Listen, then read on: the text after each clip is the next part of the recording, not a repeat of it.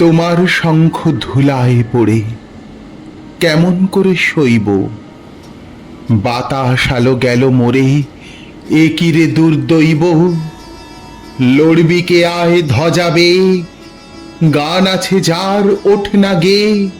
চলবি যারা চল রে ধে, আয়নারে নিঃশঙ্ক।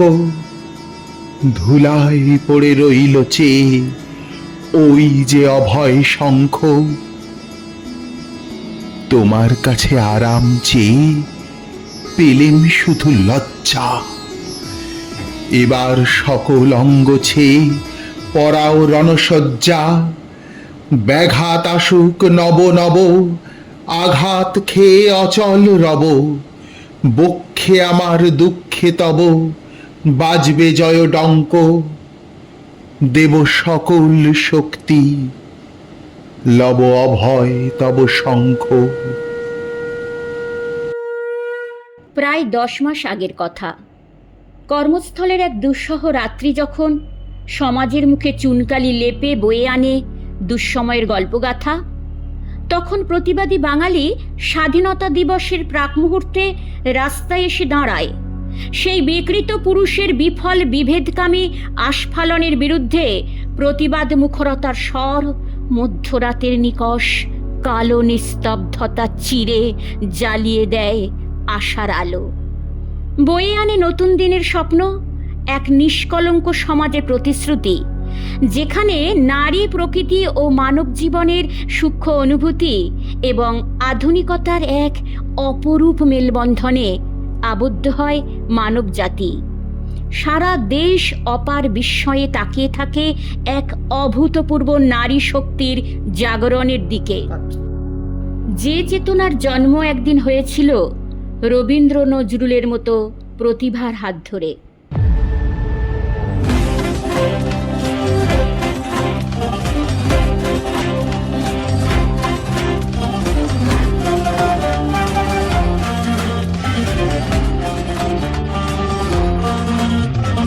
জাগো নারী জাগো, বন্যী শিখা জাগো, সাহসী মন্ত্রে রক্ত টিকা।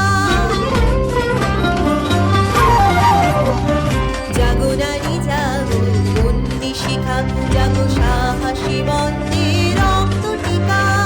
জাগো নারী জাগো, বন্যী শিখা। দিকে দিকে মিলিত বলে লিহান রসনা, পিছে চলো উন্মাদিনী দিক বসনা। দিকে দিকে মিলিত বলে লিহান রসনা, পিছে চলো উন্মাদিনী দিক বসনা। জাগো হতভাগিনী ধর্ষিতা রাগিনী, বিশ্বদাহরতি যে জাগো দাহিকা। জাগো নারী জাগো, বন্যী শিখা জাগো, সাহসী মন্ত্রে রক্ত টিকা।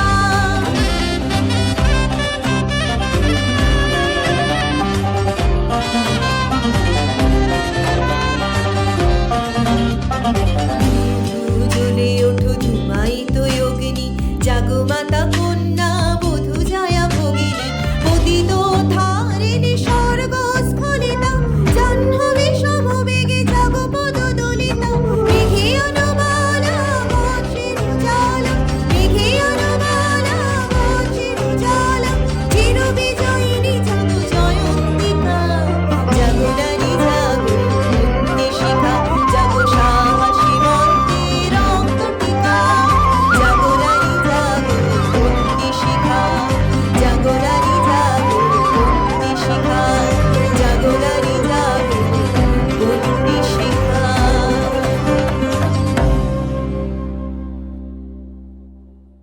ঠাকুরবাড়ির অন্দরমহল বইতে চিত্রাদেব লিখছেন, বাংলার নারী জাগরণের কথা জানতে গিয়ে দেখা যায় অধিকাংশ ক্ষেত্রেই জোড়াসাঁকোর ঠাকুরবাড়ির মহিলারা প্রধান ভূমিকা গ্রহণ করেছেন। একক হোক বা সম্মিলিত, উভয়ভাবেই তাঁরা এসেছেন অন্ধকার ঘরে হঠাৎ প্রদীপ জ্বলে ওঠার মতো।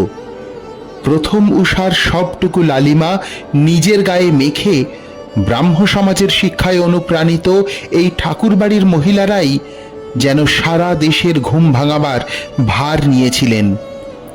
নারীকে তাঁরা দেখেছেন সময়ের কাঠামো ভেঙে এক ভিন্ন আলোয়, যেখানে আত্মমর্যাদা চিন্তা, স্বাধীনতা ও সৃজনশীলতাকে এক অনন্য উচ্চতায় স্থাপন করেছেন।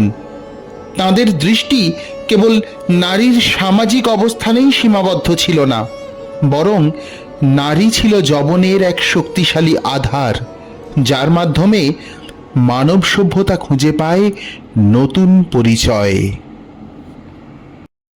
নত করি মাথা, পথপ্রান্তে কেন রব জাগি, ক্লান্ত ধৈর্য প্রত্যাশার পূরণের লাগি দৈবাগত দিনে।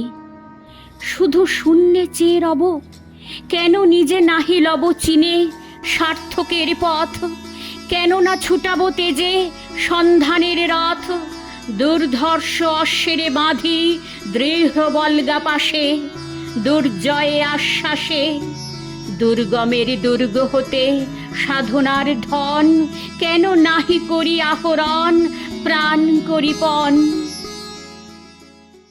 একদিকে যেমন এই নারীর উপর নিজের বৃথা আস্ফলন প্রতিষ্ঠা করার কুশিক্ষিত মানসিকতা, ঠিক আরেকদিকে একই রকমভাবে ধর্মীয় ভেদাভেদের বীজ বপন করার কাজ চলছে আমাদের মনে। কাশ্মীরে ঘটে যাওয়া নৃশংস হত্যাকাণ্ড আমাদের কাছে পেশ হয় হিন্দু মুসলিম বিভেদ হিসেবে। লজ্জা হয় যখন কিছু সংবাদ মাধ্যম থেকে আপাত শিক্ষিত সমাজও এই আখ্যানে সায় দেয়। আমরা ভাবতে পারি না ধর্ম নয়, পাশবিকতার হাতে মনুষ্যত্বের হত্যা হয়েছে সেখানে। ধর্ম যেখানে মানুষকে ধারণ করে, পাশবিকতা সেখানে হরণ করে মনুষ্যত্ব। আর এখানেই কি সুন্দরভাবে মিলে গিয়েছেন রবীন্দ্রনাথ আর নজরুল। একদিকে যখন রবীন্দ্রনাথ বলছেন, ধর্মের নামে মোহ এসে যারে ধরে, অন্ধ সেজন মারে আর শুধু মরে। অন্যদিকে প্রায় একই সময়ে নজরুলের লেখনীতে উঠে এলো, হিন্দু না ওরা মুসলিম, ওই জিজ্ঞাসে কোনজন, কান্ডারি বল ডুবিছে মানুষ, সন্তান মোর মার। পাশাপাশি বঙ্গভঙ্গের প্রতিবাদে হিন্দু মুসলিম সৌভ্রাতৃত্ববোধ জাগিয়ে তুলতে রবীন্দ্রনাথের রাখিবন্ধন উৎসব, আর একদিকে নজরুলের এই সর্বধর্ম সমন্বয়ের বার্তা। বাঙালির গর্ব করার মতো আর কি চাই। গাহি সাম্যের গান, যেখানে আসিয়া এক হয়ে গেছে সব বাধা ব্যবধান, যেখানে মিশেছে হিন্দু বৌদ্ধ মুসলিম খ্রিস্টান। গাহি সাম্যের গান। কে তুমি? পার্সি, জৈন, ইহুদি, সাঁওতাল, ভিল, গারো, কনফুসিয়াস, চারবাক চালা, বলে যাও বলো আরো। কেন খুঁজে ফেরো দেবতা ঠাকুর মৃত পুঁথি কঙ্কালে? হাসিছেন তিনি অমৃত হিয়ার নিভৃত অন্তরালে। এ হৃদয়েই সে নীলাচল, কাশী মথুরা বৃন্দাবন, বুদ্ধ গয়ায় জেরুজালেমে মদিনা কাবা ভবন। মন্দির এই, মসজিদ এই, গির্জা এই হৃদয়, এইখানে বসে ঈশা মুসা পেল সত্যের পরিচয়। মিথ্যা শুনিনি ভাই, এই হৃদয়ের চেয়ে বড় কোনো মন্দির কাবা নাই। এই বছরে আর এক কালোজয়ী বাঙালি কবির জন্মশতবার্ষিকী। তিনি নীরেন্দ্রনাথ চক্রবর্তী। এই অস্থিরতার আবহে রবীন্দ্রনাথ সম্পর্কে তার কিছু কথা বড় মন ছুঁয়ে যায়। সেই উল্টো রথের লক্ষণই যখন চতুর্দিকে আবার স্পষ্ট হয়ে উঠছে, তখন সেই দুর্দিনে রবীন্দ্রনাথকেই আমাদের জীবনে আবার নূতন করে গ্রহণ করা চাই। কেননা যাবতীয় সংকীর্ণ পরিচয়ের বৃত্ত থেকে বেরিয়ে আসবার কথাই বারবার বলেন তিনি। জানিয়ে দেন যে কুয়োর অন্ধকারের মধ্যে বন্দী হয়ে থাকলে আমাদের চলবে না। অনর্গল এই বিশ্ব পৃথিবীর অফুরন্ত আলোর মধ্যে আমাদের মুক্তি পেতে হবে। সেই আলোর মধ্যেই রয়েছে আমাদের ঠিকানা। যদিও সন্ধ্যা আসিছে মন্দ মন্থরে, সব সঙ্গীত গেছে ইঙ্গিতে থামিয়া। যদিও সঙ্গী নাহি অনন্ত অম্বরে, যদিও ক্লান্তি আসিছে অঙ্গে নামিয়া। মহাশঙ্কা জপিছে মৌন মন্তরে, দিক দিগন্ত অবগুণ্ঠনে ঢাকা।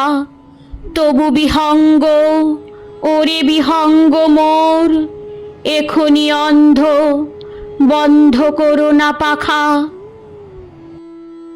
আমাদের বিশ্বাস, আমাদের ভরসা, একদিন এই কালো রাত কাটবে। আমরা পৃথিবীর সামনে রাখবো আমাদের দেশের মূল উপজীব্য, বসুধৈব কুটুম্বকম, the whole world is my family. হেমর চিত্ত পুণ্য তীর্থে জাগরে ধীরে, এই ভারতের মহামানবের সাগর তীরে। হেথায় দাঁড়ায়ে দুবাহু বাড়ায়ে নমি নরদেবতারে, উদার ছন্দে পরমানন্দে বন্দন করি তারে। ধ্যান গম্ভীর এই যে ভূধর, নদী জপমালা ধৃত প্রান্তর, হেথায় নিত্য হের পবিত্র ধরিত্রী রে, এই ভারতের মহামানবের সাগর তীরে। কেহ নাহি জানে কার আহ্বানে কত মানুষের ধারা, দুর্বার স্রোতে এলো কোথা হতে, সমুদ্রে হলো হারা। হেথায় আর্য, হেথা অনার্য, হেথায় দ্রাবিড় চীন, শক হুন্দল পাঠান মোগল, এক দেহে হলো লীন। পশ্চিমে আজি খুলিয়াছে দ্বার, সেথা হতে সবে আনে উপহার, দিবে আর নিবে, মিলাবে মিলিবে, যাবে না ফিরে, এই ভারতের মহামানবের সাগর তীরে। এসো হে আর্য, এসো অনার্য, হিন্দু মুসলমান, এসো এসো আজ তুমি ইংরাজ, এসো এসো খ্রিস্টান, এসো ব্রাহ্মণ সূচি করি মন, ধরো হাত সবাকার, এসো হে পতিত হোক অপনীত সব অপমান ভার। মার অভিষেকে এসো এসো তরা, মঙ্গল ঘট হয় নিজে ভরা, সবার পরশে পবিত্র করা তীর্থ নীরে, আজি ভারতের মহামানবের সাগর তীরে। সকলকে নিয়ে সমন্বিত উন্নয়নের লক্ষ্যে আমরা এগিয়ে যাব। তৈরি হবে নতুন এক ভারত, যে অতীতের মতো সারা পৃথিবীকে আবার পথ দেখাবে। ধর্ম, বর্ণ, জাতি, লিঙ্গ নির্বিশেষে মানুষকে মানুষ হিসেবে ভাবতে শেখাবে। সারা পৃথিবীকে একটি অবিচ্ছেদ্য পরিবার হিসেবে ভাবতে শেখাবে। অন্ধকারের উৎস হতে সেই আলো উৎসরণের দিন আগত প্রায়। অন্ধকারের উৎস হতে উৎসারিত আলো, সেই তো তোমার আলো, সকল দ্বন্দ্ব বিরোধ মাঝে জাগ্রত যে ভালো, সেই তো তোমার ভালো। অন্ধকারের